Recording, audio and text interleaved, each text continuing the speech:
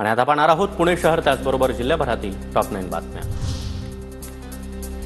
पुण्यामध्ये मार्च महिन्यामध्येच कमाल तापमान 41 अंशांच्या पुढे। कोरेगाव पार्कमध्ये सर्वाधिक 41.3 अंश सेल्सिअस तापमान।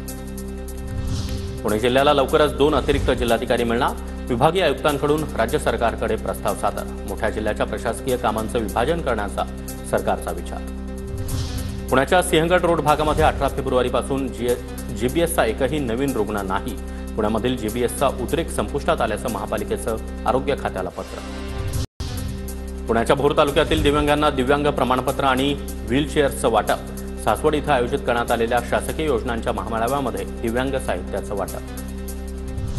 पुण्यातील खडकवासला धरणामधील लाखो टन गाळ काढून धरण तीरावर उभारण्यात आला ऐतिहासिक देवराई प्रकल्प। सेवानिवृत्त कर्नल सुरेश पाटील यांची ग्रीन थंब संस्थेच्या माध्यमातून कौतुकास्पद कामगिरी। अमेरिकन अभ्यासकही भारावले।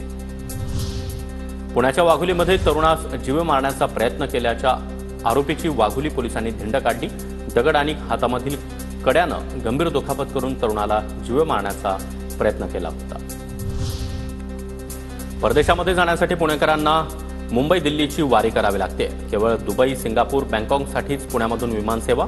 युरोप, अमेरिकेला जाण्यासाठी दुसऱ्या ठिकाणी जाण्याची वेळ। सावित्रीबाई फुले पुणे विद्यापीठामध्ये राष्ट्रीय लोकनाट्य महोत्सवाचं आयोजन। 21 मार्च ते 23 मार्च दरम्यान संत नामदेव सभागृहामध्ये लोकनाट्य महोत्सव रंगणार।